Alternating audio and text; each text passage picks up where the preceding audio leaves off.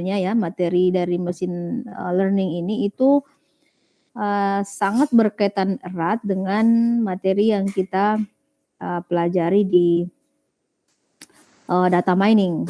Malah sempat tadi atau mungkin juga ada di kelas ini yang kepikiran sama ya. Sempat tadi ada yang mengkritik sempat ya dari kelas B. Kritik dan kami anggap itu masukan bahwa ini kok sepertinya materi di machine learning ini harusnya di data mining itu tidak berat-berat amat yang lalu materinya, karena untuk implementasi algoritma harusnya nanti di machine learning ya ada yang sempat mengusulkan di data mining cukup masalah fokus ke masalah data saja. Itu ada usulan dari atau semacam kritik dari beberapa orang di kelas B. Nah mungkin sekaligus juga atau ada yang berpikir seperti itu sekarang? Mungkin ada yang bisa komentar dulu sebelum kita lanjut masukannya tentang mata kuliah ini. Apakah ada yang berpikiran sama? Harusnya ada ya, sepertinya. Ada yang mau komentar sebelum saya lanjutkan penjelasan saya? Apakah ada yang berpikiran sama bahwa rupanya ini kayaknya overlap ini? Kata kuncinya, ini kayaknya Bu materinya overlap ini dengan data mining. Ada yang menyampaikan seperti itu. Silakan. Sepertinya Dedi tadi buka mic ya. Oke, Lut, silakan. Ya Bu, kalau dilihat dari pengantarnya yang di learning hampir mirip dengan data mining, cuma kalau dibaca lagi ke yang akan kita pelajari berikutnya, dia lebih fokus ke algoritma atau metode deep learning-nya Bu. Deep learning, ya oke. Ya, kalau di data mining kita belajar beberapa metode, entah itu klasifikasi, apalagi itu kemarin estimasi. Ya, ada 5 metode kalau tidak salah Bu. Oke. Komentar. Jadi meskipun terlihat mirip tapi kekhususannya masih kentara ya di sini di mata kuliah ini bahwa itu kita fokus ke deep learning. Kalau di data mining tempo hari itu lebih kepada kajian umum ya dan lebih menitik beratkan kepada algoritma yang klasik ya. Oke, terima kasih Lut. Mungkin yang lain ada yang mau komentar sebelum kita lanjut?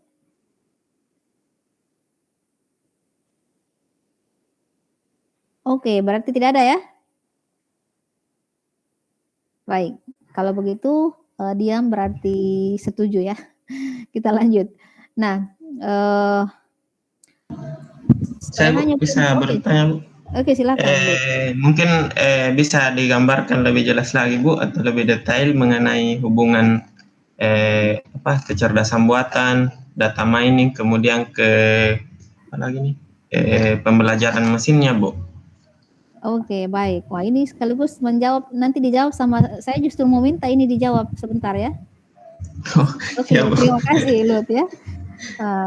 Jadi ada satu key yang kita akan siapkan, kata kunci akan kita diskusikan lebih lanjut sebentar yang disampaikan tadi oleh Lut bahwa kami butuh penjelasan ya lebih konkret tentang hubungan antara machine learning, data mining, AI dan lain-lain gitu ya. Nah itu sebenarnya saya siapkan satu slide untuk meminta saran atau penjelasan dari peserta mata kuliah ini. Nah sekaitan dengan itu memang capaian pembelajaran atau learning outcome kita di deep learning di mata kuliah machine learning ini adalah yang pertama ini.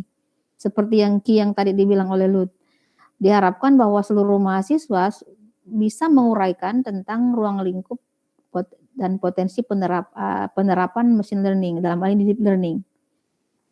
Ruang lingkup di sini berarti tadi hubungan ya dengan domain artificial intelligence, kemudian machine learning, lalu ada data mining, deep learning, seperti apa hubungannya. Ini yang kita harapkan menjadi capaian pembelajaran pertama level 1 di mata kuliah ini. Lalu yang kedua ya saya awali dengan learning outcomes kita dulu. Diharapkan peserta mata kuliah itu mampu merumuskan ide atau gagasan tentang studi kasus penerapan deep learning pada domain tertentu. Jadi mirip-mirip dengan waktu di data mining, tapi di data mining kami tidak strictly membatasi bahwa harus di deep atau di classical. Nah, kalau di mata kuliah ini kami secara strict mengatakan bahwa ini harus kita arahkan ke deep. Potensi penerapan deep learning pada case yang akan nanti diangkat. Lalu pada level ketiga, ya, ini menerapkan salah satu algoritma minimal atau bisa saja lebih dari satu algoritma, serta terampil untuk menggunakan tools maupun library untuk mendukung pada studi kasus yang diangkat atau topik yang dikaji, ya, seperti itu. Jadi mirip sekali lagi dengan di data mining, setelah menentukan gagasan, diharapkan itu mampu menerapkan dan terampil menggunakan tools. Ini kami tambahkan salah satu skills-nya, karena memang di deep learning itu kalau semuanya, tapi boleh saja ya di-create dari awal programnya boleh-boleh saja, tapi sekarang sudah bisa kita gunakan, ada banyak library ataupun platform yang bisa digunakan untuk deep learning tersebut. Seperti itu ya untuk ujinya. Nah, ini kami sarankan ini akan di-handle oleh Pak Yuyun nantinya. Beliau adalah ahlinya di bidang penggunaan platform dan library. Mungkin bisa sampai dari sekarang mulai membaca-baca juga ya, mencari-cari tools yang cocok. Ini sudah bisa, mahasiswa sudah bisa ya. Mungkin malah sudah menggunakan misalnya library data science yang ada di Python, seperti itu. Oke, nah yang keempat yang juga menjadi sempat lama didiskusikan tadi di kelas B adalah menghasilkan kamera ready paper. Jadi sekali lagi ini kamera ready paper minimal, bukan berarti harus dipublish pada akhir mata kuliah ini. Jadi tidak mengharuskan bahwa sebelum berakhir mata kuliah sudah harus publish, tidak. Tapi sudah menghasilkan kamera ready paper, artinya paper yang siap publish. Itu ya, untuk mendapatkan apa istilahnya, capaian pembelajaran yang keempat. Kenapa kami arahkan seperti ini? Karena sekali lagi pembelajaran masa kini adalah pembelajaran berbasis outcome. Jadi harus ada outcome yang bisa diukur, memberikan informasi tentang keberhasilan proses pembelajaran tersebut. Gitu ya. Jadi kalau kita lihat ini adalah beberapa muara dari 1, 2, 3 ini adalah di paper yang siap publish yang nanti peserta mata kuliah selesaikan. Ya. Sampai di sini ada yang ingin ditanyakan sebelum saya lanjut? Oke, clear ya. Dan ini sebenarnya sudah ada di laman LMS. Nah, ini tadi yang terkait dengan pertanyaannya Lut. Mungkin ada yang bisa bantu. Ini sudah pernah kita tayangkan di mata kuliah data mining ya. Mungkin diawali dulu dengan versinya Lut. Silakan Lut. Apa yang Lut yang tadi ditanyakan oleh Lut, mungkin bisa dikomentar dulu oleh Lut. Menurut versinya Lut seperti apa sebenarnya? Kalau dari ketiganya Bu, antara data mining dengan machine learning itu masuk ke dalam artificial intelligence. Kemudian untuk mungkin untuk perbandingan antara data mining dengan machine learning itu sendiri, machine learning itu masuk ke dalam bagian data miningnya Bu. Artinya ketika kita mau mengerjakan machine learningnya, mau tidak mau kita harus melalui dulu proses data miningnya. Proses mining. Ya. Okay. Mungkin seperti itu Bu. Oke, itu menurut penjelasannya Lut ya dari yang dipahami. Terima kasih. Oke, yang lain? Ada yang bisa bantu untuk memberikan tadi ada pertanyaan dari Lut, ini sebenarnya berkaitan dengan gambar ini juga ya. Data mining, machine learning, sama AI. Silakan. Kenapa diam-diam semua ini? Jangan sampai kita merasa berada di kelas bicara sendiri ini. Saya Bu bisa berpendapat. Oke, silakan Ahwan. Iya Bu. Saya juga melihat Bu, kalau dari gambar yang ditampilkan itu irisan atau bagian Bu, bagian dari AI ya memuat di dalamnya machine learning, beberapa juga literatur saya baca, Ya. AI itu ada beberapa turunan-turunannya. Mhm. Salah satunya dengan machine learning. Kalau dilihat dari gambar ini, machine learning dan data mining ada bagian yang bersinggungan, Bu. Berarti ada kaitan antara machine learning dengan data mining. Ini yang sementara yang dicari, Bu.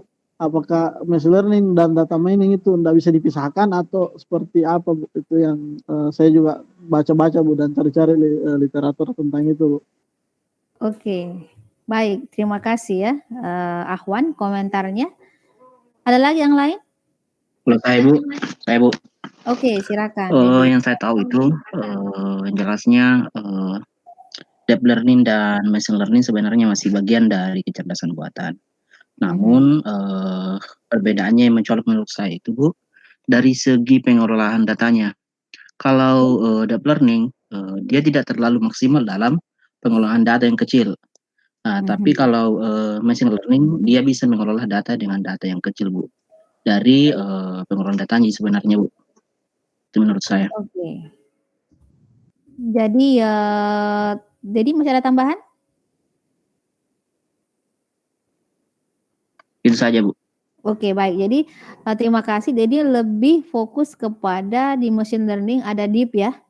Jadi memperlihatkan, mengilustrasikan perbedaan machine learning dengan deep learning. Oke, baik. Terima kasih ya. Jadi ini semakin berkembang diskusi kita, pendapat-pendapat yang nanti kita akan integrasi sebentar. Masih adakah yang lain? Suara perempuan mungkin? Ini banyak perempuan juga di kelas ini. Coba kita lihat. Dia ada siapa lagi? Nur Hikmayana, ada Nurul Humaira, Suharyuni. Silakan.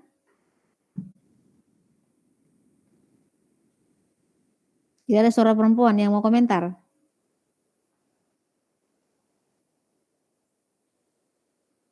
Oke. Ada lagi yang lain kalau begitu secara umum? Oke, silakan. Oke, setelah Nurul nanti Harun ya. Silakan Nurul. Ya Bu, makasih. Menurut saya sama dengan rekan-rekan yang tadi. Menurut saya itu data mining masih machine learning, maksud saya masih masih berada dari data mining. Namun untuk deep learning mungkin masih berada dalam ruang lingkup machine learning, cuman lebih dalam lagi, gitu Bu. Oke, bisa diulang. Jadi tadi ada dua ya poinnya ya. Deep learning berada dalam lingkup machine learning. Kemudian tadi data mining ada di mana? Di machine learning masuk dalam ruang lingkup data mining, sementara deep learning itu lebih dalam dari machine learning, Bu. Oke, dua kata kunci. Baik, terima kasih Nurul ya. Ya, Bu. Oke, Harun tadi silakan.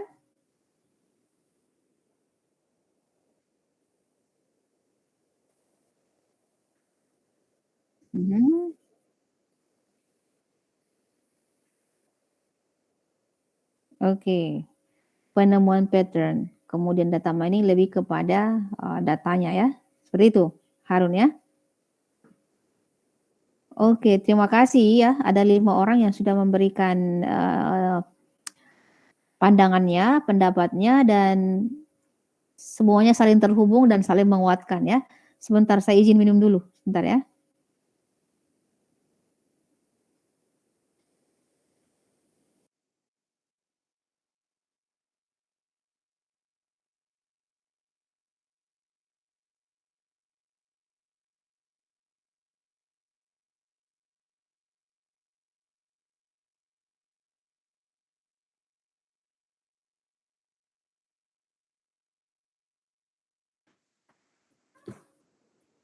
Oke, baik. Sekali lagi terima kasih ya. Ada 5 komentar tadi. Nah, mungkin saya berangkat dari ada pertanyaannya siapa tadi? Ahwan ya. Pertanyaannya tadi mengatakan apakah machine learning harus ada data mining-nya? Ada pertanyaan tadi siapa? Ahwan ya? Iya, Bu. Oke. Dengan berkomentar tadi. Nah, berangkat dari hal tersebut di generasi-generasi awal artificial intelligence ya. Ini kan sebenarnya artificial intelligence artinya kecerdasan buatan atau kecerdasan tiruan, ya.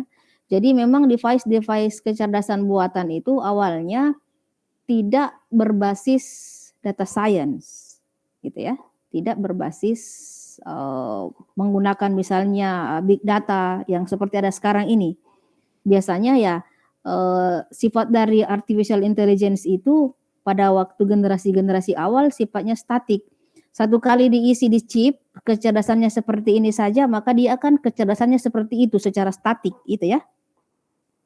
Nah, jadi tadi sudah menjawab bahwa tidak memang data mining artificial intelligence tidak berarti harus ada proses mining data dan kawan-kawan. Nah, namun sesuai dengan perkembangan zaman, kita berharap device-device artificial intelligence ini memiliki kemampuan belajar dan beradaptasi seperti manusia. Artinya pengetahuannya bisa berkembang secara dinamis. Sehingga dengan itulah kemudian lahirlah satu disiplin ilmu yang untuk mengembangkan AI yang lebih handal dengan adanya machine learning. Gitu ya. Machine learning inilah yang membuat agar supaya device-device AI yang dihasilkan itu bisa belajar dan menambah pengetahuannya dari waktu ke waktu. Jadi pengetahuannya itu berkembang secara dinamis, tidak seperti AI generasi awal yang satu kali diisikan di chip, maka seperti itulah kecerdasannya sampai akhir. Gitu ya, mungkin sampai di situ bisa ditangkap ya. Ya, Bu. Ya, jadi sekali lagi keberadaan pemikiran untuk membuat supaya AI itu lebih dekat kepada kemampuan manusia, di mana manusia bisa bertambah secara dinamis pengetahuannya, bisa beradaptasi, maka lahirlah satu disiplin ilmu tentang machine learning. Berbicara machine learning artinya harus ada banyak sumber pengetahuan yang menjadi proses belajarnya dia, kan? Supaya mesin itu bisa belajar, sama halnya manusia, maka harus ada akses ke library, harus ada akses kepada perpustakaan, pengetahuan yang membuat si manusia itu bisa belajar dari waktu ke waktu. Nah, mesin juga seperti itu. Nah, sumber belajarnya dia adalah dari data. Ya, dari data. Maka itulah lahir ada yang menjadi core di sini adalah data science. Metode ini berhubungan tadi dengan Harun kalau tidak salah ungkapannya Harun, kemudian juga Nurul dan juga Dedi dan Lut, bahwa sama ya bahasanya bahwa metode untuk membuat si mesin memperoleh pengetahuan adalah dengan adanya data mining itu. Jadi itu rentetan hubungannya ya. Nah, jadi sebenarnya spiritnya adalah bagaimana membuat AI yang semakin mirip dengan manusia, maka dibuat agar ada teknologi machine learning.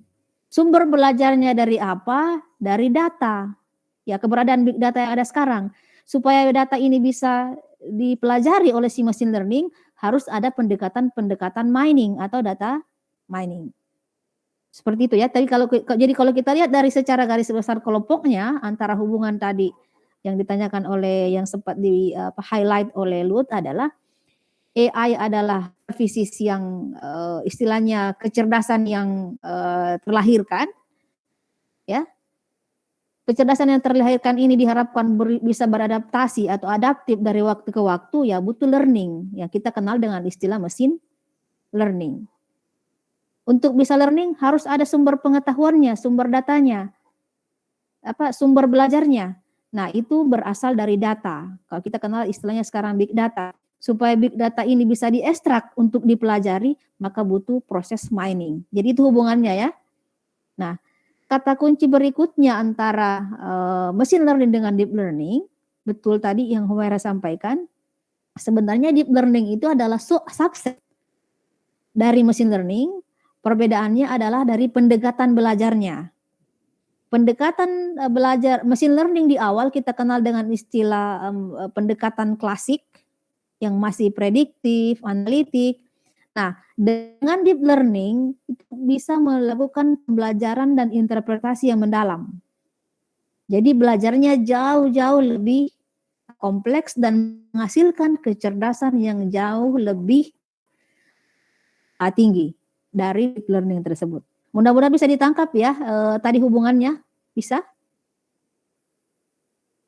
Ya, Nah Bu. ini diharapkan karena kita adalah mahasiswa pasca menggunakan untuk capaian ini ruang lingkup dan hubungannya antara tadi entity yang kita jelaskan itu silakan menggunakan bahasa sendiri. Tidak ada pattern yang mengharuskan kalian menggunakan kalimat atau kata yang sama secara strukturnya, gitu ya. Tapi maksudnya sama dengan redaksi yang berbeda. Jadi itu tadi gambaran antara jadi menggelitik tadi ya pertanyaannya haruskah ada data mining untuk AI ya AI yang pertama AI pertama enggak mesti. Pada waktu itu kita sifatnya kecerdasan statik.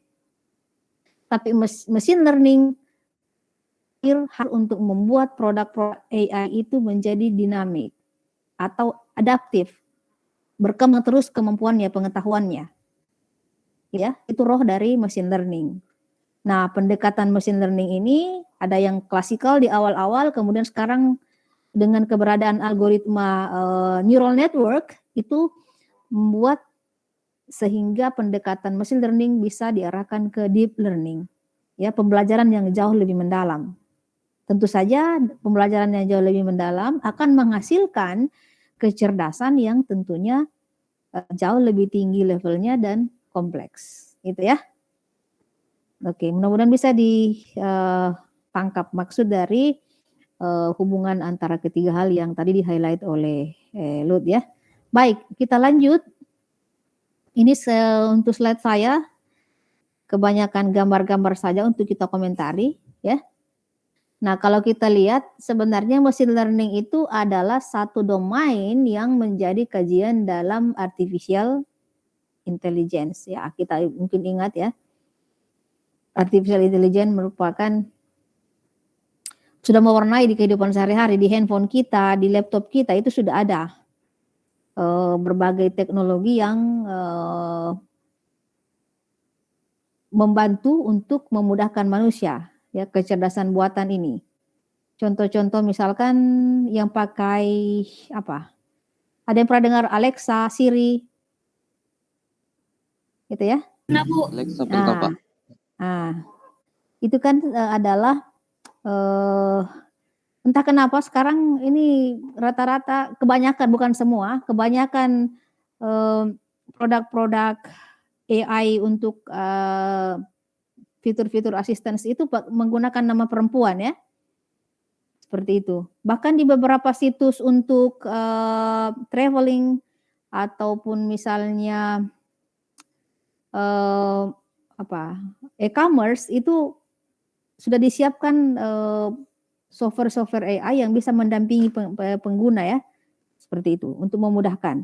Nah, artificial intelligence ini untuk menggantikan posisi manusia ya dalam memberikan services kepada para pengguna. Ini kita bisa contohkan ada banyak hal ya. Nah, yang memang sangat menjadi satu riset yang berkembang dengan sangat dinamis adalah di machine learning ini. Dan menjadi semakin powerful dengan keberadaan big data ya yang ada saat ini karena memang kecerdasan adaptif ini hanya bisa dengan baik terlaksana jika ada sumber pengetahuan yang memang bisa digali secara dinamis ya seperti itu. Nah, kalau kita lihat hubungannya, kalau saya pribadi ya melihat itu sebenarnya algoritma ini bisa saja kita gunakan di vision ya, bisa saja kita nanti gunakan di robotik, robotnya menjadi mampu beradaptasi ya, adaptif ya itu dengan menerapkan algoritma deep learning pada robot tersebut seperti itu ya. Jadi ini slide ini ingin memetakan bahwa sebenarnya ranah kajian dari artificial intelligence itu seperti ini. Namun menurut saya deep learning bisa saja kita terapkan di ranah-ranah yang lain untuk membuat dia menjadi lebih adaptif, gitu ya, seperti itu. Nah, kalau di language, di natural language processing memang ini kalau kita lihat tidak terlalu membutuhkan deep karena biasanya ya ada translation atau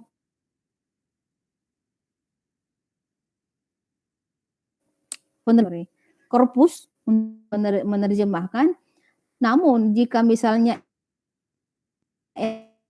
NLP ini ke depannya ya bisa memprediksi, bisa dibuat aplikasi untuk memprediksi kata-kata tertentu, hubungan antara kata tertentu, kemudian semantiknya, maka itu bisa saja kita gunakan deep learning.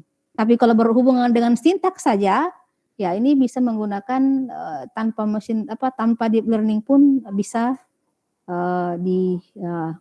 dilakukan ya, seperti itu. Jadi sekali lagi ini adalah ranah dari artificial intelligence. Mudah-mudahan menjadi jelas ya hubungan antara machine learning dengan AI tadi. Nah ini mau komentari tentang lebih memperjelas tentang tadi yang disampaikan oleh Nurul Humaira bahwa jadi deep learning itu sebenarnya menjadi salah satu subset dari machine learning. Ya sekali lagi menjadi subset atau satu pendekatan khusus dalam teknologi pembelajaran mesin atau machine learning. Kalau kita lihat dari slide sebelumnya, machine learning itu ada yang sifatnya klasikal ya. Saya istilahkan ini klasikal, ya memprediktif, menganalisa. Nah, deep learning ini menghasilkan output atau outcome yang lebih kompleks, ya, seperti itu. Nah, tadi juga ada pertanyaan di kelas B, yang seperti apa sih algoritma deep learning? Nah, sebenarnya deep learning ini menerapkan atau varian dari neural network. Jadi memang proses algoritmanya itu sudah mirip dengan mengikuti ya saraf tiruan. Jaringan saraf tiruan. Di sana nanti kita akan ada banyak varian mulai dari CNN, ada KNN, dan lain-lain.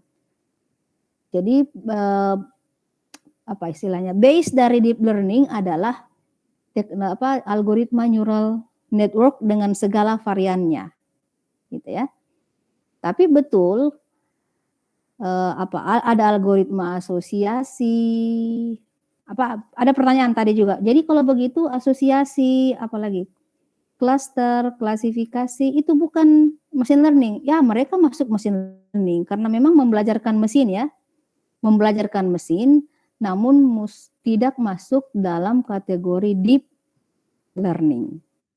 Gitu ya. Seperti itu. Yang kita gunakan misalnya naive Bayes, kemudian C45 apalagi. Yang kemarin-kemarin banyak yang gunakan.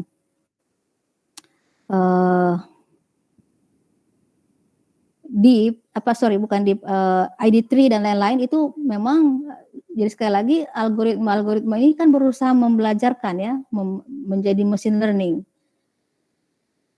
seperti itu, namun bukan menerapkan deep learning seperti ya.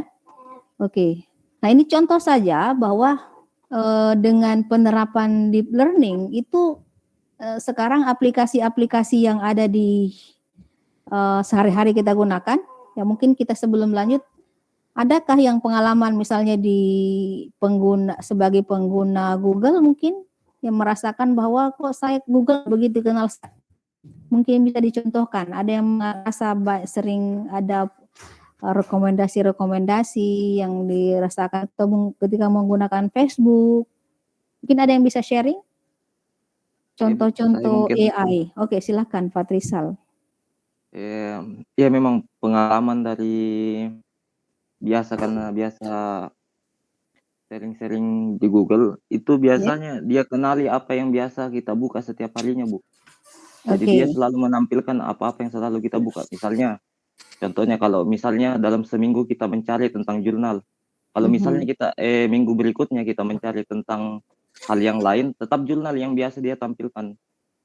Oke, di Google Seperti begitu. searching-nya ya? Iya, Iya, keyword. jadi oke. Terima kasih itu sharing dari Fatisa. Jadi misalnya ketika menggunakan history pencarian itu selalu ada rekomendasi yang istilahnya itu kita sudah di profile. Jadi dia ini kita lihat the capturing big data to become a one's profile. Jadi aplikasi-aplikasi ini ya sekarang digital yang ada sekarang itu termasuk Google memang memprofiling kita. Termasuk sebenarnya salah satu riset itu adalah yang ada di Facebook itu mempelajari malah menghasilkan proses analitik untuk menghasilkan misalnya ini teman-temannya karakteristiknya seperti apa, gitu ya. Termasuk tadi contoh Farisal itu untuk mesin pencari ataupun di artikel-artikel itu selalu kan ada banyak. Kenapa bisa? Ada banyak news, ada banyak misalnya promosi-promosi selalu ada yang terpilih untuk kita. Itu contoh ya. Itu karena adanya proses kecerdasan dari mesin tersebut untuk memberikan rekomendasi-rekomendasi berdasarkan profil kita.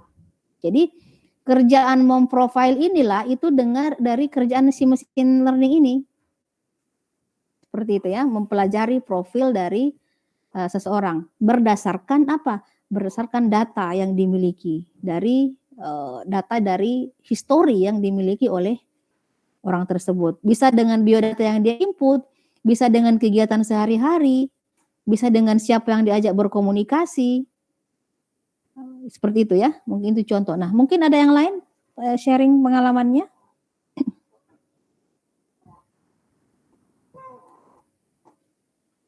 Kenapa senyap sekali? Salah satu juga yang Oke, silakan. Iya Bu, salah satu di Facebook Bu, kalau misalnya kita upload foto, biasanya langsung ini Bu, tertandai bahwa apakah benar ini saudara ini, seperti itu Bu. Jadi kadang langsung terbonding box Bu, mukanya seseorang yang mungkin mirip atau bisa jadi betul itu orangnya Bu, seperti itu Bu. Oke, jadi face recognition berarti ya, berarti ada di situ. Iya Bu.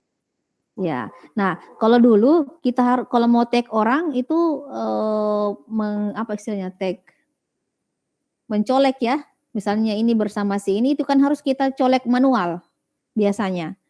Nah sekarang berkembang bahwa bisa tercolek sendiri setelah kita konfirmasi bahwa itu orangnya. Misalnya kita tadi Ahwan ceritakan kalau misalnya kita konfirmasi oh benar si dia, itu bisa langsung terlink. Ya bisa langsung terkonfirmasi maksudnya ya, terkonfirmasi. Jadi itu contoh yang tadi Awan sampaikan di Facebook adalah dengan fasilitas face recognition ya, mengenali wajah. Tapi masih memberikan proses dialog box. Apakah benar ini si dia? Seperti itu ya. Mohon maaf saya kurang tahu perkembangan Facebook karena saya tidak guna untuk sementara saya 5 tahun ini sudah belum menggunakan Facebook lagi jadi tidak tahu perkembangannya.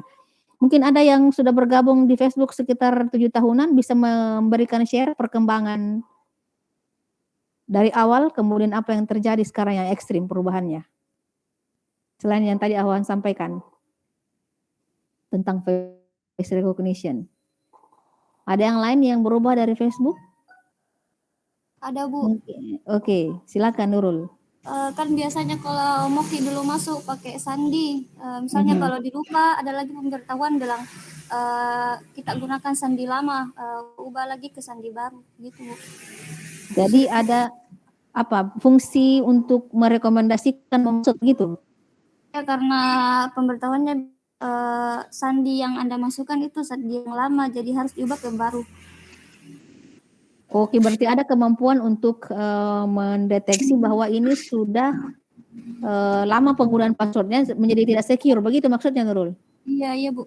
Oke, nah, itu salah satu fungsi learning juga di sana ya, machine learning bahwa memberikan assistance ya, memberikan saran-saran ataupun rekomendasi kepada pengguna dengan adanya fitur-fitur tersebut. Mungkin ada yang lain? Yang mau sharing? Ini sekaligus kita akan menjaring kira-kira nanti arah case study-nya nanti akan kemana ya. Ini menjadi salah satu ide, mungkin mudah-mudahan sudah mulai berpikir ya. Oke, kalau begitu saya lanjut dulu ya. Nah, kalau kita lihat slide yang ada sekarang ini contoh bagaimana sebuah penerapan machine learning secara deep untuk memprofiling orang ini ya. Nah, kalau masih satu persatu itu berarti biasanya ya masih secara klasikal. Tapi kalau sudah mampu memprofil dan memberikan apa istilahnya? Oh, ini tipikal orang yang A. Oh, ini tipikal orang B.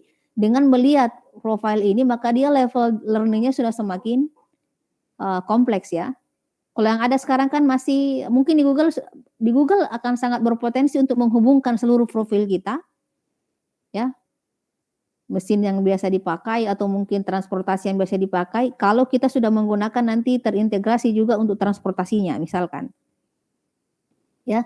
Kemudian keluarganya. Nah, makanya sebenarnya ini satu sisi juga di media sosial itu diharapkan jangan terlalu sering membantu orang-orang sana ya, memberikan informasi, dilengkap-lengkapi family-nya siapa, dilengkap-lengkapi misalnya segala macam kita berikan informasi di Facebook ataupun di sosial media itu sebenarnya kadang-kadang malah bisa menjadi berbahaya buat kita sendiri. Karena kenapa? Aplikasi-aplikasi yang ada saat ini kalau kita tidak yakini secara kredibel itu bisa menjadi satu peluang ancaman buat kita. Jadi saya sarankan di sosial media jangan terlalu vulgar ya, jangan terlalu memperlihatkan keluarganya siapa, temannya pokoknya informasi jangan terlalu di blow up lah, gitu ya. Nah, karena kenapa? Aplikasi-aplikasi yang ada saat ini itu memiliki fitur kecerdasan buatan yang bisa memprofiling. Satu sisi ini memiliki keunggulan kemanfaat, tapi di sisi lain ketika ada yang gunakan secara tidak baik itu bisa menjadi berbahaya buat kita ya. Nah, ini sekarang akan saya contohkan misalkan yang gabung di salah satu menjadi member misalkan di Spotify ya. Itu kalau tidak salah Spotify situs untuk musik ya.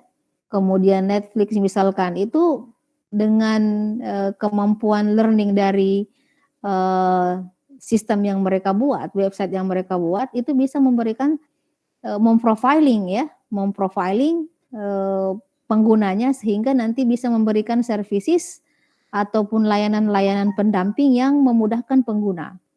Sekaligus di sisi lain memperlancar mereka punya penjualan atau pemasaran gitu. Nah, ini contoh-contoh yang biasa sekarang ini diterapkan untuk proses pembelajaran mesin agar menghasilkan produk-produk AI yang nanti bisa digunakan untuk memudahkan kegiatan manusia, ya. Oke, nah ini saya lanjutkan saja di organisasi materi dan aktivitas perkuliahan kita. Ini belum sempat saya jelaskan di LMS kita ya, bahwa pembelajaran kita akan kembali mirip dengan di data mining, ya. 4 pertemuan pertama itu, ini sebenarnya 5, 6, 7, 8 ya. Jadi 4 pertemuan pertama dihandle oleh saya, ini lebih kepada bagaimana kita diskusi dan nanti diharapkan semua sudah punya topik awal untuk menjadi bahan yang akan diimplementasikan menggunakan deep learning, gitu ya. Kita harapkan ini mudah-mudahan nanti akan ada kontribusi yang benar-benar ori ya, ide gagasan yang originalitasnya tinggi. Mudah-mudahan dengan diskusi-diskusinya bisa mengalahkan itu. Oleh karena itu untuk kuliah machine learning ini kita akan buat agar project atau case study-nya itu bukan lagi individu tetapi peer. Itu kami sarankan, tapi sebentar kita akan diskusikan apakah peserta mata kuliah ini prefer untuk tetap single atau setuju dengan usulan kami untuk peer, gitu ya. Oke. Nah, 4 pertemuan berikutnya itu oleh Pak Yuyun, ini sebenarnya kita alokasikan 5, 6 itu mencontohkan proses salah satu ataupun mungkin bisa lebih dari satu algoritma deep learning dibarengi dengan memperlihatkan platform ataupun library-library yang bisa digunakan. Gitu ya. Tadi saya sampaikan bahwa salah satu yang memang populer saat ini digunakan adalah menggunakan Python. Kemudian ada platform-platform yang cloud sekarang yang bisa digunakan untuk tools ya, untuk deep learning. Nah, kemudian kuliah ke-9 dan sampai ke-16 itu kita harapkan bisa kita diskusinya lebih deep di studi kasusnya, tidak seperti yang lalu ke pengalaman kami terasa agak terburu-buru karena lebih presenternya banyak. Gitu ya. Oleh karena itu memang untuk kali ini kami usulkan agar bisa kita dalam bentuk peer atau berpasangan gitu ya. Namun belum kita putuskan, menunggu dulu informasi atau feedback dari peserta mata kuliah apakah sepakat untuk peer atau punya pandangan lain agar supaya itu menjadi tetap individual assignment gitu ya. Oke. Sampai di sini mungkin ada yang ingin memberikan komentar.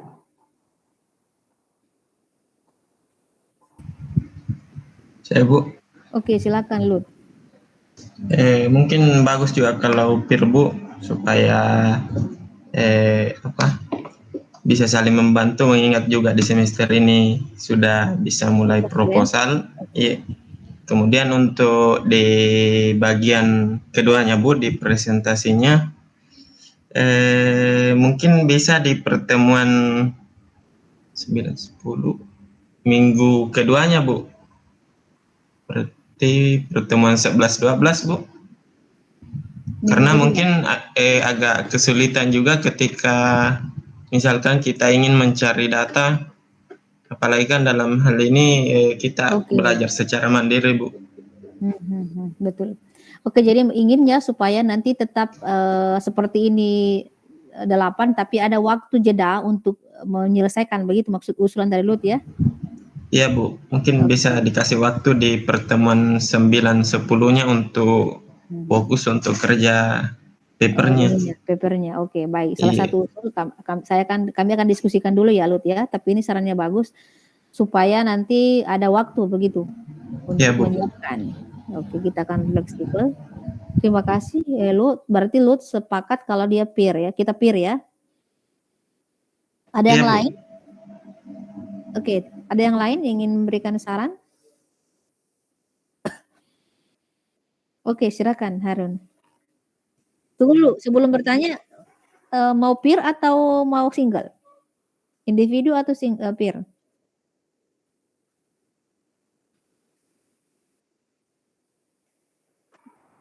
Oke, tapi ini jangan sampai nanti ada yang single peer tapi single fighter ya. Itu yang kita hindari sebenarnya. Kenapa sampai di data mining itu kami tetap uji dengan ya oke, single dulu lah. Seperti itu. Oke. Oke. Baik, terima kasih Harun ya. Ada pertanyaan tadi katanya? Silakan.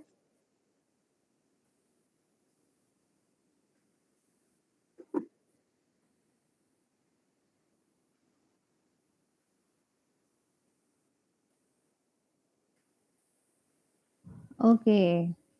Jadi output papernya ini kita akan sekali lagi karena studi kasusnya itu memang kita harapkan hasilnya keluar ya, ada outcome dari proses learningnya itu. Adapun papernya nanti itu kan akan ada diskusi, kita akan sarankan, oh rupanya ini berpotensi jadi 2 paper, oh ini berpotensi 1 paper, gitu ya, seperti itu. Tapi intinya case study-nya kan sebenarnya landasan dari papernya itu berdasarkan case study-nya ya, apa yang sudah diselesaikan. Nah, potensi paper ketika melihat kondisinya memungkinkan untuk 2 paper, kita akan sarankan. Jadi pertanyaannya tadi apakah hanya sampai di mana, kita harapkan memang paper itu melambangkan apa yang sudah diselesaikan. Kalau misalnya potensinya hanya 1 paper, berarti 1 paper, tapi bisa saja berpotensi 2 paper. Gitu ya. Berarti tersirat memang bahwa studi kasusnya harus tuntas, bukan hanya sampai misalnya datanya saja, harus tuntas sampai apa outcome dari algoritma yang diimplementasi tersebut. Seperti itu Harun ya. Bisa ditangkap? Bisa iya, oke ya. Jadi intinya sebenarnya kalau case study-nya selesai pasti paper tidak ada masalah ya. Seperti itu. Oke. Baik, silakan. Ada lagi yang lain?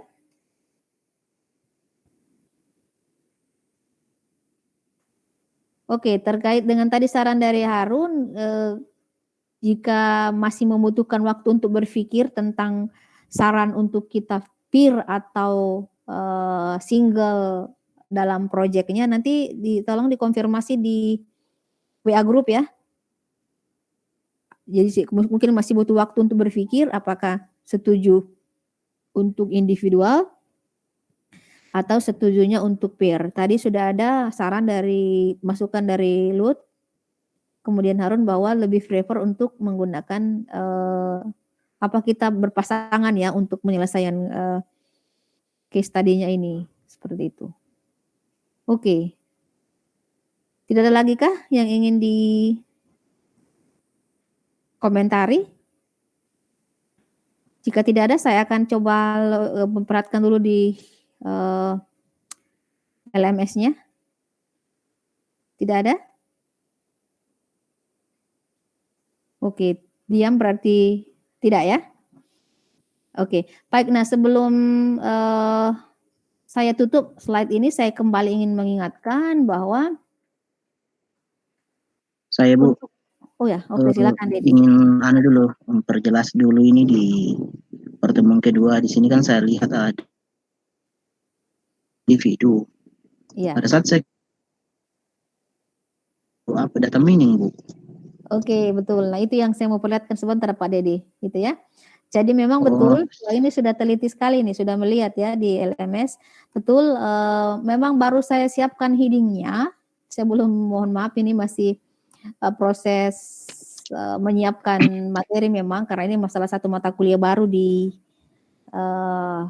pasca ya. Jadi saya dengan Pak Yun masih proses menyiapkan resources. Nah, untuk heading-nya baru saya, yang sekarang di section 2 ya Pak Dedi ya. Di situ ada untuk literature review, tapi template-nya masih saya gunakan, masih belum sempat saya ubah ya. Nanti akan saya ubah template-nya untuk literature review, field apa yang harus ada di sana. Ya, terima kasih ya Pak Dedi ya. Jadi untuk sementara jangan dieksekusi dulu untuk tugas itu. Tunggu saya publish template dan instruksinya. Tapi akan ada satu tugas memang, dan itu menjadi tagihan untuk kuliah kedua ya, section 2. Dan sekaligus menjadi acuan untuk absensinya. Ya. Seperti itu. Oke, ada lagi yang lain? Terima kasih ya. Pak Dedi, silakan yang lain, ada lagi?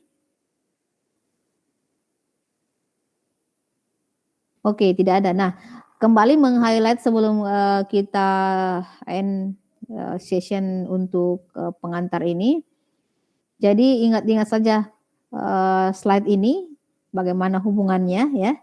Sekali lagi silakan mengkonstruksi kalimatnya sesuai dengan kalimat masing-masing dari maksud yang diharapkan tersebut.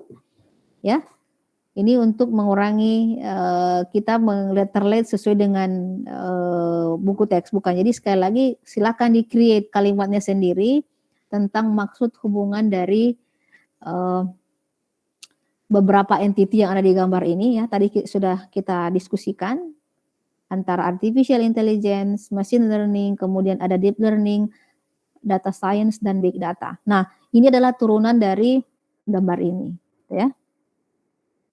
Jadi sekali lagi terima kasih, ada beberapa keyword yang tadi disampaikan oleh peserta mata kuliah yang sebelumnya saya tidak terpikirkan ya. Termasuk misalkan apa hubungannya antara data science, machine learning, AI, data mining. Kemudian harus ada pertanyaan tadi kalau tidak salah ingat, haruskah AI itu selalu ada machine learning-nya? Haruskah machine learning itu harus ada data mining-nya? Itu kan hal-hal yang mungkin dengan melihat kemudian merasa bingung, akhirnya itu menjadi timbul pertanyaan dan kita bisa diskusikan bersama ya, dan kita highlight bersama. Oke. Nah, juga kembali mengingatkan bahwa karena mata kuliah di pasca itu adalah berbasis outcome, apa yang bisa dihasilkan ya, outcome kita adalah diharapkan menghasilkan sebuah paper yang bersumber dari ide fresh dari kita. Dari tentu saja harus dilandasi dengan membaca literatur-literatur, mengamati kondisi empirik di lapangan, sehingga muncullah spirit untuk memberikan sebuah gagasan, ide untuk menyelesaikan sebuah permasalahan. Produk-produk besar yang ada sekarang ya, kalau kita lihat itu kan dari hasil merenung, bersemedi dan kemudian mengamati lingkungan. Facebook, gitu ya. Kalau kita baca prosesnya Mark untuk melahirkan Facebook, ya. Kemudian apalagi beberapa contoh misalkan YouTube, ya. Lalu misalnya yang sekarang kita nikmati dengan sangat bermanfaat adalah ada Gojek, ada Grab dan lain-lain. Itu hasil memikirkan, bertapa istilahnya ya, istilah lamanya, merenung, kemudian akhirnya menghasilkan sebuah produk yang membantu atau memudahkan urusan-urusan manusia itu. Nah, mungkin tadi saya sebut Grab, kemudian ada Gojek dan lain-lain, itu kalau kita lihat itu mereka ini menerapkan learning ya, machine learning untuk memberikan servicesnya. Malah menerapkan learning untuk berbagai hal-hal yang nantinya bisa meningkatkan kualitas pelayanan kepada para pelanggannya. Jadi ini mungkin dengan melihat sekali lagi membaca literatur, ini kita akan awali dengan membaca literatur nanti di tugas di section 2. Tapi yang tidak kalah pentingnya adalah mengamati lingkungan. Siapa tahu dari kelas ini dengan hasil merenungnya ya, hasil berpikirnya dan pengamatannya dan yang dibarengi dengan spirit untuk membantu memudahkan kehidupan manusia, akan lahir produk-produk yang bisa memudahkan, bisa berkembang dari waktu ke waktu, bisa memudahkan hajat hidup manusia ya, seperti itu. Itu sebenarnya spirit kami, sehingga di pasca itu memang umumnya itu berbasis case study karena ingin membuat agar mahasiswa itu terangsang untuk berpikir dan menyelesaikan masalah, bukan semata-mata hanya untuk menggugurkan kewajiban sebagai seorang mahasiswa. Menggugurkan kewajiban untuk menyelesaikan semester 1, menggugurkan kewajiban semester 2, 3, yang akhirnya selesai. Namun kita harapkan nanti dengan menggunakan kemampuan berpikirnya, kemudian misalnya lingkungan pergaulannya, bisa melahirkan satu pemikiran yang bisa berkontribusi ke masyarakat. Itu ya. Jadi, nah makanya kalau dilihat mungkin, kok kenapa kita kehadirannya bukan lagi berbasis hadir tidak di Zoom, hadir tidak di Google Meet. Kalau misalnya kami terus terang, untuk saya pribadi di perkuliahan saya dan mulai saya terapkan juga di S1 bahwa perkuliahan itu bukan hanya dengan berdasarkan absensi, bukan hanya berdasarkan tatap maya saja, kelihat mahasiswa datang di kelas, tetapi ya tergantung penyelesaian sebuah aktivitas. Kenapa? Sumber belajar sebenarnya bukan dari dosen. Dosen hanya sumber belajar mungkin 25% dari total sumber belajar, potensi sumber belajar yang ada di luar. Mahasiswa bahkan lebih lagi mahasiswa pasca sarjana saya yakin punya potensi untuk sumber memperoleh belajar yang jauh lebih besar di luar ya. Sumber belajar yang jauh lebih besar di luar. Nah, dosen sifatnya hanya memberikan guidance ya. Semacam guidance itu tuntunan saja kira-kira begini kita punya arah, apakah mahasiswa sedang berjalan menuju ke arah tersebut, kemudian membantu mengevaluasi apakah proses mahasiswa menuju arah tersebut benar-benar sudah tercapai atau belum. Jadi itu fungsi dosen sekarang seperti itu, ya. Dan saya yakin juga di sini ada banyak yang dosen. Jadi kita sekarang lebih kepada fasilitator dan pengawal proses perkuliahan tersebut, proses pembelajaran tersebut. Jadi kami membantu memberikan, menetapkan goal-nya, ini sekarang tampil di layar kita, goals kita, tujuan kita atau sasaran kita. Selanjutnya mengawasi proses perjalanan menuju pencapaian goal tersebut. Lalu yang terakhir, membantu menilai bagaimana kualitas pencapaian dari goal tersebut oleh mahasiswa. Seperti itu ya. Jadi ini yang saya ingin tekankan, memang seringkali proses shifting dari culture kita di kuliah S1 itu memang butuh waktu untuk beradaptasi dengan culture pembelajaran di program pasca. Jadi saya berharap tetap semangat saja ya. Tadi tidak adakah di kelas ini yang ingin berikan masukan-masukan dan keluhan-keluhan? Tadi di kelas B saya banyak diberikan ini masukan-masukan. Dengan style atau proses belajar yang kita lakukan. Silakan. Atau terima saja dengan sudah merasa cocok dengan pengalaman belajar yang sedang kami terapkan atau bagaimana? Mungkin ada masukan, silakan, tidak usah sungkan. Mungkin dengan berdasarkan pembelajaran kita di data mining. Adakah yang ingin memberikan masukan? Saya, Bu. Oke, silakan. Kalau saya sih, Bu, sangat setuju dengan proses pembelajaran yang seperti ini, karena memang betul-betul kita menemukan sesuatu yang baru, dan itu istilahnya susah untuk kita lupakan karena pengalaman sendiri. Artinya kita mencari secara mandiri. Tetapi mungkin sedikit kesulitan di masalah waktunya, Bu, karena mengingat juga ada beberapa mata kuliah lain yang ada tugas finalnya, ya. Mungkin kesulitannya cuma di situ sih, Bu. Oke, baik. Terima kasih masukannya, Lut ya. Jadi makanya tadi Lut sarankan ada semacam jeda waktu persiapan ya. Iya, Bu. Iya, oke. Terima kasih. Jadi memang betul learning by doing ya. Belajar dengan mengerjakan itu memang jauh lebih berkesan. Ya, learning by doing. Nah, memang ini tadi masalah waktu itu salah satu kendalanya, memang kan pasca ini kuliahnya agak estafet ya. Sabtu Minggu itu dianggap biasanya kan idealnya ya minggu pertama, minggu kedua ini kita ada istilahnya semacam dipersingkat waktunya karena kebanyakan bekerja. Jadi betul tadi kendalanya adalah lebih ke bagaimana manajemen waktunya ya, waktu untuk menyelesaikan proyek yang diberikan itu ya. Tapi dengan kenapa kami membuat jadwal yang ini tadi, sudah ada studi kasus di sini dengan harapan kan biasanya sebelum masuk ke 5 itu sudah ada jeda waktu ya. Nah, itu diharapkan ini sudah mulai ada diskusi di sini. Nanti kita akan lihat, mudah-mudahan kita bisa kembangkan meskipun misalkan perhitungan waktu kami ya Lut ya di sini tidak memungkinkan untuk ada jeda. Paling tidak nanti apakah memungkinkan kita antara 4-5 ini ada sesi sudah mulai memperlihatkan apa yang dikerjakan untuk dinilai begitu. Nanti saya diskusikan dulu dengan Pak Yuyun ya. Tapi mungkin tadi sarannya Lut lebih prefer kalau ada pengurangan jadwal presentasi dan dialokasikan untuk proses penyelesaian proyek. Iya, Bu. Gitu ya.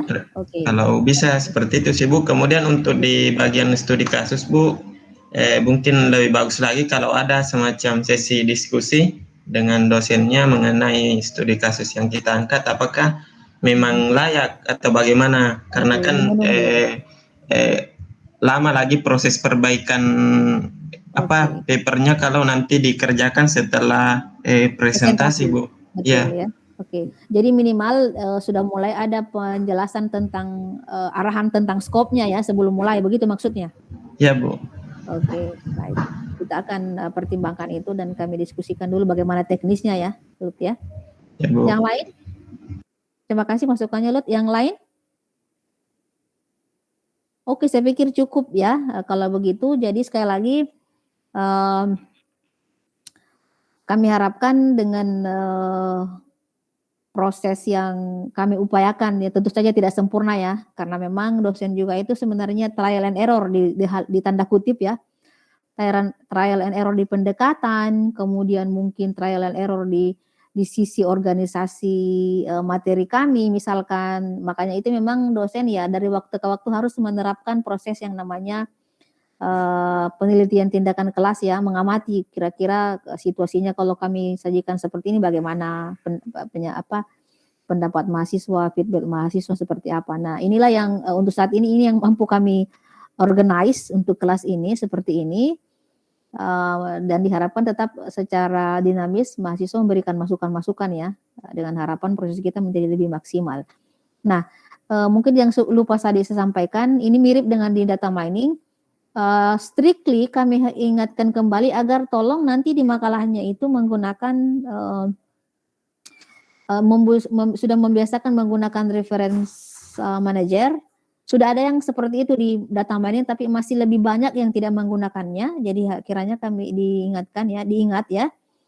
Install-lah di laptopnya, salah satu aplikasi manajemen referensi, dan komitmen untuk menggunakan, karena banyak juga kami temukan sudah menginstal tapi merasa malas untuk menggunakan karena merasa ribet di, manajemen library-nya. Ini saya harap, ini mumpung masih awal semester, dibiasakan menggunakan itu agar supaya ketika nanti di final, case tadinya nanti itu sudah menerapkan ya. Jadi perhatikan template jurnal yang dituju, kemudian, ya sebenarnya mahasiswa S2 itu harusnya meskipun tugas-tugas harian, summary saja itu tetap gunakan saja manajemen referensi supaya lebih akurat yang, di report yang diberikan ya, seperti itu. Nah, ini yang tadi, Pak Dedi sampaikan bahwa di LMS ini ada worksheet literature review, ini belum saya upload ya, jadi saya tidak perlu lagi, share LMS-nya karena sudah ada yang temukan ya. Pak Dedi sudah bantu temukan bahwa, worksheet literature review-nya itu masih data mining. Jadi ini akan akan saya notifikasi di LMS. Oke. Saya pikir untuk dari saya cukup. Bagaimana yang lain?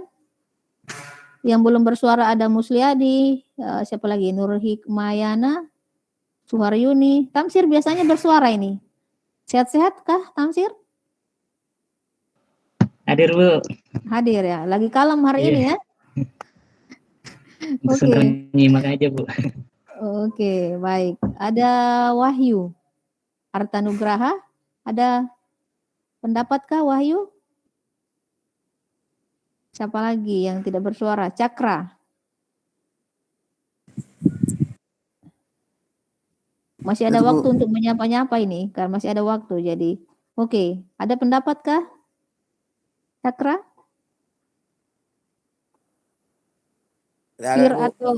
Peer atau single? Single. Tugasnya. Peer Bu. Oke, peer ya. Bagaimana dengan dia? Hadir Bu. Oke, dia sepakatnya peer atau single? Peer Bu. Oke, kayaknya mayoritas peer ya. Dirga. Hadir Bu. Oke, ini kita colek-colek dulu karena online katanya biasa sambil online baring-baring saja ya. Rupanya Dirga on ya. Oke, peer atau single? Kalau saya Bu, peer saja Bu. Oke, peer ya. Batasan waktu juga memang Bu. Oke, baik. Belum ada yang minta single ini. Irfan. Peer Bu. Oke, bagaimana? Peer Bu. Peer ya, oke. Ini berarti rencana kami ternyata sesuai dengan kebanyakan pendapat peserta mata kuliah ini ya. Kalau Christian? Hadir Bu. Bagaimana? Peer atau single? Peer Saya Bu. tunggu-tunggu yang minta single ini. Peer Bu. Oke, baik. Terima kasih Christian. Maaf ya, saya sebut-sebut dulu karena masih ada waktu. Iya Bu. Siapa lagi yang belum saya sebut? Suharyuni. Ya Bu. Single kah? Pilihnya, Surayuni? Pir juga, Bu. Oh, peer ya. Oke. Wahyu tadi belum bersuara ya? Sudah respon tadi, Wahyu? Halo? Mungkin gangguan speaker ya? Saya lihat sudah di unmute tapi suaranya tidak kedengaran. Ada yang belum berpendapat? Oke, silakan Wahyu. Kalau saya Pir, Bu. Oke, Pir. Berarti kayaknya ini aklamasi ya, Pir rupanya. Oke, baik. Nah, dengan demikian kalau memang Pir silakan nanti mulai dari ini kan ada waktu sekitar semingguan sebelum kita ketemu lagi insya Allah Sabtu Ahad depan. Silakanlah mulai untuk berdiskusi-diskusi kira-kira akan berpasangan dengan siapa, diskusi-diskusikan dan putuskan. Nanti saya akan siapkan URL untuk menginput data pasangan dan rencana studi kasusnya, gitu ya. Seperti itu. Jadi silakan. Nanti ini kita harapkan sebenarnya dengan project peer ini kita juga membudayakan untuk bagaimana bekerja secara tim ya, teamwork. Dan diharapkan nanti mudah-mudahan seperti tadi masukan-masukan yang ada lebih maksimal proses penyelesaian tugasnya dan tentu saja lebih berkualitas hasil yang diperoleh ya, seperti itu. Adapun tadi masukan-masukan terhadap tentang waktu belum bisa saya putuskan saat ini. Nanti akan saya diskusikan dengan Pak Yuyun dulu ya. Oke, terakhir sekali, ini saya share dulu. Terakhir sekali, adakah yang join tidak melalui LMS untuk hari ini? Kalau ada yang Saya, Bu. Oh ya, oke. Kalau ada yang joinnya bukan lewat LMS, nanti tolong